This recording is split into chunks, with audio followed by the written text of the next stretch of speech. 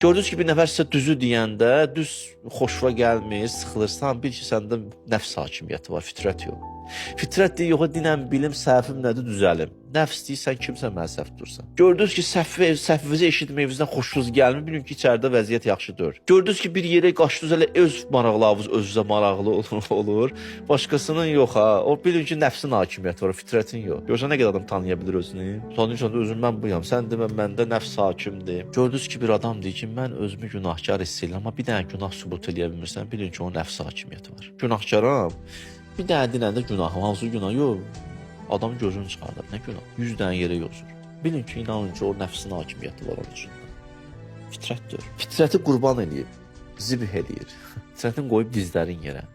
Dəfn eləyir. Və qad xabə mən dəssaha, dəssa eləyir. Fitrət biz dəssa nədir? Torpağı qazıb, elə bastırıb ki, heç onu çıxarda bilməzlər. Məsələn, bəzən belədir. Yolun əvvəl elədir, axır elədir. Buraxdın bu nəfsi, aparacaq insan başqa istiqamətə. Uçuruma aparacaq insanı. Hətta bəzən elə uçurumlara aparacaq, qayıdışı yoxdur.